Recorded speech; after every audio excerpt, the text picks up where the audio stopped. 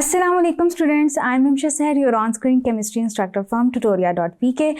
Today I am going to summarize the very last chapter of our book for you students, that is electrochemistry. Electrochemistry students is all about the conversion of electrical energy into chemical energy and from chemical energy to electrical energy. It can be defined as it is a branch of chemistry which deals with the interconversion of electrical energy and chemical energy. सबसे पहले हम concepts clear करते हैं अपने oxidation और reduction के related. Oxidation is the loss of electrons. Loss of electrons leads to the increase in oxidation number. अब oxidation number क्या होती है हम थोड़ी देर बाद डिस्कस करते हैं. Reduction is the gain of electrons leading to the decrease in the oxidation number. Oxidation and reduction reactions are known as redox reactions. Oxidation number क्या होती है? Oxidation number is the apparent charge on an element or a compound. Like for sodium chloride, there is +1 charge on sodium, which is the increase in oxidation number, and -1 on chloride ion, which is the decrease in the oxidation number. Students, अब हम देखेंगे कि हम किस तरह different तरीकों से balance कर सकते हैं कोई भी केमिकल इक्वेशन. आपके सामने एक केमिकल इक्वेशन है जिसमें फॉस्फोरस नाइट्रिक एसिड से रिएक्ट कर रहा है, साथ वाटर रिएक्ट कर रहा है, and then as a product हमारे पास फॉस्फोरिक एसिड बन रहा है प्लस नाइट्रिक ऑक्साइड. सबसे पहले हम ये देखेंगे कि ऑक्सीडेशन नंबर हम कैसे असाइन करेंगे. हम ऑक्सीडेशन नंबर असाइन करेंगे एलिमेंटल स्टेट में. कोई भी एलिमेंट, कोई भी एटम जीरो ऑक्सीडेशन स्टेट में होता है. HNO3 को देखेंगे, एनायंस को नेगेटिव ऑक्सीडेशन नंबर देंगे जबकि कैटायंस को पॉजिटिव. आप अपने सामने देख सकते हैं कि हमने पूरी इक्वेशन में किस तरह से ऑक्सीडेशन नंबर असाइन किए. हम ये देखेंगे कि कहाँ पे इंक्रीज है ऑक्सीडेशन नंबर में और कहाँ पे डिक्रीज है ऑक्सीडेशन नंबर में, यानी कि कहाँ पे एलिमेंट ऑक्सीडाइज हो रहा है और कहाँ पे रिड्यूस हो रहा है. इक्वेशन में आप देख सकते हैं कि नाइट्रोजन रिड्यूस हो रहा है from +5 to +2 and phosphorus oxidise हो रहा है फ्रॉम 0 to +5. इक्वेशन बैलेंस करने के लिए हम ये करेंगे कि हम नंबर ऑफ इलेक्ट्रॉन्स को उस नंबर से मल्टीप्लाई करेंगे कि दोनों साइड्स पे इलेक्ट्रॉन्स के नंबर बैलेंस हो जाएं. यानी कि हम +3 को मल्टीप्लाई करेंगे 5 से, which will equalise it with 15 electrons. इसी तरह 5 इलेक्ट्रॉन्स को मल्टीप्लाई करेंगे in the case of phosphorus as phosphorus move from 0 to +5 oxidation state, यानी कि 15 पे बैलेंस करेंगे और उसके हिसाब से हम स्टोइकियोमेट्रिक कोफिशिएंट्स एडजस्ट करके इक्वेशन बैलेंस कर देंगे. देन हम इक्वेशन इस तरह भी स्टूडेंट्स बैलेंस कर सकते हैं कि हम हाफ रिएक्शन मेथड अप्लाई करें इक्वेशन के ऊपर. यानी कि हम ये देखें कि कहाँ पे रिडक्शन हो रही है और कहाँ पे ऑक्सीडेशन हो रही है और दोनों हाफ्स को अलहदा अलहदा बैलेंस करें, जैसे कि आप अपने सामने इक्वेशन में देख सकते हैं. Types of electrochemical cells. सबसे पहले इलेक्ट्रोकेमिकल सेल्स होते क्या हैं? इलेक्ट्रोकेमिकल सेल्स बेसिकली वो सेल्स होते हैं जो कन्वर्ट करते हैं इलेक्ट्रिकल एनर्जी को केमिकल एनर्जी में या केमिकल एनर्जी को इलेक्ट्रिकल एनर्जी में. अब इलेक्ट्रोकेमिकल सेल्स दो तरह के होते हैं. एक इलेक्ट्रोलिटिक सेल्स होते हैं, एक गैल्वानिक सेल्स होते हैं. वन बाय वन इनको डिस्कस करते हैं. Electrolytic cells. Electrolytic cells are the cells in which electric energy is used to drive the chemical process. यानी कि in the case of electrolytic cell, electrical energy is used to drive chemical process. यानी कि आप electrical energy के through कोई भी chemical process conduct करवाते हैं. The chemical process that is occurring in an electrolytic cell is called as electrolysis.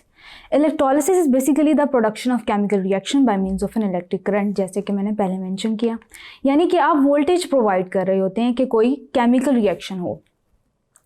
वो electrode जिस पे ऑक्सीडेशन हो रही है उसे हम एनोड बोलते हैं और वो इलेक्ट्रोड जिस पे रिडक्शन हो रही है उसे हम कैथोड बोलते हैं.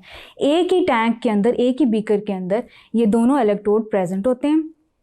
ड्यूरिंग इलेक्ट्रोलिसिस कैटायंस डिस्चार्ज होते हैं कैथोड पे जबकि एनायंस डिस्चार्ज होते हैं एनोड पे. Anode is positively charge whereas cathode is negatively charge. और एक बात याद रखिएगा स्टूडेंट्स कि इलेक्ट्रॉन एनोड से कैथोड की तरफ फ्लो करते हैं, जैसे कि आप फिगर में भी देख सकते हैं. स्टूडेंट्स, जब भी हम इलेक्ट्रोकेमिकल प्रोसेसेस की बात करते हैं हम कुछ इलेक्ट्रिकल यूनिट से डील करते हैं. वन बाय वन देखते हैं कौन कौन से हैं. सबसे पहले coulomb. Coulomb is the quantity of electricity, यानी कि कितनी amount of electricity pass out हुई. Then Faraday. Faraday is another unit of quantity of electricity. Ampere. Ampere is the rate of flow of electricity कि कितनी ज़्यादा current pass हुआ कितने time के अंदर. अब फैराडे लॉज क्या हैं? माइकल फैराडे ने स्टडी किया relationship between the amount of products that are deposited at electrode during the process of electrolysis और कितनी क्वांटिटी ऑफ इलेक्ट्रिसिटी गुजरती है उस टाइम के दौरान जितना प्रोडक्ट लिबरेट होता है. इसके दरमियान उसने रिलेशनशिप स्टडी किया. He describe the relationship between the chemical change and electric current और उसने दो फार्मूलाज डिराइव किए या दो फार्मूलाज एक्सप्लेन किए. फैराडेज फर्स्ट लॉ कहा जाता है जिसको फैराडेज सेकेंड लॉ कहा जाता है. फर्स्ट लॉ ऑफ इलेक्ट्रोलिसिस था कि the amount of chemical reaction taking place at an electrode is directly proportional to the amount of current that was passed through electrode during the process of electrolysis. यानी कि जितना amount of product, किसी भी product का मास जितना भी liberate हुआ electrode के ऊपर, it was directly proportional to the amount of current pass. Faraday's second law ये कहता है कि if the same quantity of charge is passed through different electrolytic cells, the chemical change produced is proportional to the gram equivalent of each parent species. अब gram equivalent क्या है? Gram equivalent is the mass that is liberated at electrode by 1 ampere of current, यानी कि 1 ampere of current कितना mess liberate कराता है किसी भी इलेक्ट्रोड पे, उस पर डिपेंड करता है। देन अब हम स्टडी करते हैं कि गैल्वानिक और वोल्टेक सेल क्या होता है और ये कैसे डिफरेंट है इलेक्ट्रोलाइटिक सेल से। An electrochemical cell in which spontaneous redox reaction produces an electric current, यानी कि किस तरह chemical change electric current produce करता है। इन सेल्स को हम बोलते हैं गैल्वानिक या वोल्टेक सेल्स, और आगे हम इनकी फर्दर एप्लीकेशंस भी डिस्कस करेंगे। वोल्टेक सेल को हम गैल्वानिक सेल भी कहते हैं। इसमें वही चीज़ आ जाती है कि एनोड होती है और कैथोड होती है, but they are separated in different compartments. सबसे पहले हम देखते हैं spontaneous reaction of zinc metal with an aqueous solution of copper sulphate used. एक रिडॉक्स रिएक्शन है जो आप देख रहे हैं। जिंक मेटल को आपने जिंक के सोल्यूशन में इमर्स किया हुआ है, जबकि आपने कॉपर को कॉपर के सोल्यूशन में इमर्स किया हुआ है। जिस इलेक्ट्रोड का ज़्यादा पोटेंशियल होगा टुवर्ड्स ऑक्सीडेशन वो एनोड बन जाएगा, और जिसका ज़्यादा पोटेंशियल होगा टुवर्ड्स रिडक्शन वो कैथोड बन जाएगा, और इलेक्ट्रॉन सब्सिक्वेंटली पास आउट होंगे फ्रॉम एनोड टुवर्ड्स कैथोड, जैसे कि आप देख सकते हैं। अब ये दोनों कंपार्टमेंट्स एक दूसरे से कनेक्टेड हैं थ्रू सॉल्ट ब्रिज। अब सॉल्ट ब्रिज क्या करता है? सॉल्ट ब्रिज एक पैसेज वे प्रोवाइड करता है इलेक्ट्रॉन्स को कि वो फ्लो कर सकें फ्रॉम एनोड टुवर्ड्स कैथोड। और यही मेन डिफरेंस है इलेक्ट्रोलाइटिक और गैल्वानिक सेल के अंदर। जैसे कि आप देख सकते हैं oxidation half reaction and reduction half reaction. अब हम कुछ टर्म्स डिस्कस करते हैं, दैट इज इलेक्ट्रोड क्या होता है, इलेक्ट्रोड पोटेंशियल क्या होता है और इलेक्ट्रोकेमिकल सीरीज क्या होती है। सेल पोटेंशियल क्या होता है, पहले ये देखते हैं। Cell potential is the potential of the cell to do work, कि वो कितने इलेक्ट्रिक करंट में कितना वर्क जनरेट करता है या कितनी इलेक्ट्रिसिटी प्रोड्यूस करता है, उसको हम सेल पोटेंशियल कहते हैं। सेल पोटेंशियल को आप इस तरह से भी डिफाइन कर सकते हैं इलेक्ट्रोमोटिव फोर्स के थ्रू। इलेक्ट्रोमोटिव फोर्स ही सेल पोटेंशियल जनरेट करती है, सेल पोटेंशियल की वैल्यू देती है। The force with which electrons are push to flow from anode to cathode is called as electromotive force, यानी कि वो फोर्स इलेक्ट्रोमोटिव फोर्स कहलाती है। Electromotive force is measured in volts where 1 coulomb of current performs a work of 1 joule. Students अब discuss करते हैं कि cell potential असल में होता क्या है in a galvanic cell. Galvanic cell में cell potential is the EMF that is produced by it. अब होता यह है कि सेल पोटेंशियल के बेसिकली 2 पार्ट्स में हम डिवाइड कर सकते हैं, that the potential that is generated by anode and the potential that is generated by cathode. The cell with more negative reduction potential becomes the anode, और वो cell जिसका ज़्यादा पॉजिटिव रिडक्शन पोटेंशियल होता है becomes the cathode, यानी कि जिसकी ज़्यादा रिडक्शन कैपेबिलिटी होगी वो कैथोड बन जाएगा, और जिसका ज़्यादा नेगेटिव रिडक्शन पोटेंशियल यानी कि ज़्यादा ऑक्सीडेशन पोटेंशियल होगा वो एनोड बन जाएगा। यानी कि under standard conditions electrons move from negative electrical potential यानी कि anode to more reduction potential, more positive reduction potential that is cathode. 2 half cells मिलके एक कंप्लीट सेल बनाते हैं और उन दोनों सेल्स का अपना अपना पोटेंशियल होता है, the electrical potential that is generated by cathode and the potential that is generated by anode. Potential को आप मेजर कर सकते हैं using volt meter. Standard hydrogen electrode क्या होता है? स्टैंडर्ड हाइड्रोजन इलेक्ट्रोड बेसिकली हम यूज़ करते हैं कोई भी सेल पोटेंशियल कैलकुलेट करने के लिए एज अ रेफरेंस इलेक्ट्रोड हम यूज़ करते हैं स्टैंडर्ड हाइड्रोजन इलेक्ट्रोड को। Standard hydrogen electrode is the reference half cell with the standard potential of 0.00 volt. अब standard hydrogen electrode is internationally assume to have a potential of about 0 volts. Half cell potential को हम electrode potential कहते हैं, जैसे कि पहले मैंने mention कर दिया। अब हमने किसी भी एलिमेंट का इलेक्ट्रोड पोटेंशियल अगर डिटर्मिन करना है तो हम क्या करेंगे, उसको कपल कर देंगे स्टैंडर्ड हाइड्रोजन इलेक्ट्रोड के साथ, और फिर हम देखेंगे कि कितना ज़्यादा नेगेटिव इलेक्ट्रोड पोटेंशियल है उसके अंदर या कितना ज़्यादा पॉजिटिव इलेक्ट्रोड पोटेंशियल है उसके अंदर। If the electrode has the negative reduction potential then it means कि उस पर ऑक्सीडेशन होगी। अगर उस पर पॉजिटिव रिडक्शन पोटेंशियल होगा देन इट मीन्स कि वो कैथोड होगा, यानी कि उस पर रिडक्शन होगी। स्टैंडर्ड हाइड्रोजन इलेक्ट्रोड का पोटेंशियल आपको दिखा दिया है, और साथ इमेज में आप देख सकते हैं कि किस तरह से कपलिंग होगी स्टैंडर्ड हाइड्रोजन इलेक्ट्रोड की किसी भी इलेक्ट्रोड के साथ, और उसकी वैल्यू को आप कैसे एनालाइज करेंगे कि पॉजिटिव है तो उस पर स्टैंडर्ड रिडक्शन पोटेंशियल ज़्यादा होगा, और अगर नेगेटिव है तो उस पर नेगेटिव रिडक्शन पोटेंशियल ज़्यादा होगा, यानी कि उस पर ऑक्सीडेशन होगी। स्टैंडर्ड इलेक्ट्रोड पोटेंशियल को आप डिफाइन कैसे करते हैं? It is the tendency of a half cell reaction to undergo relative reduction according to standard hydrogen electrode. Electrochemical series क्या होती है? इलेक्ट्रोकेमिकल सीरीज़ बेसिकली सीरीज़ है एलिमेंट्स की डाउन द ग्रुप जो चलती है, जो बताती है कि कितना ज़्यादा स्टैंडर्ड पॉजिटिव इलेक्ट्रोड पोटेंशियल है, पॉजिटिव रिडक्शन पोटेंशियल है, या कितना ज़्यादा नेगेटिव रिडक्शन पोटेंशियल है। Electrochemical series is the list of the elements that are arranged in the order of their standard electrode potential according to their reference with standard hydrogen electrode. आप देख सकते हैं the elements which are present in the top of the series वो ज़्यादा active होंगे, ज़्यादा reactive होंगे, and the elements that are present at the bottom of the series are basically inert, और वो इतने ज़्यादा एक्टिव नहीं होते, ना ही वो ज़्यादा रिएक्ट करते हैं। यानी कि आप इलेक्ट्रोकेमिकल सीरीज के थ्रू किसी भी एलिमेंट की रिएक्टिविटी के बारे में भी बता सकते हैं relative to that of standard hydrogen electrode। अब स्टूडेंट्स हम डिस्कस करते हैं डिफरेंट टाइप्स के गैल्वेनिक सेल्स को। सबसे बड़ी एग्जांपल किसी भी गैल्वेनिक सेल की बैटरी होती है।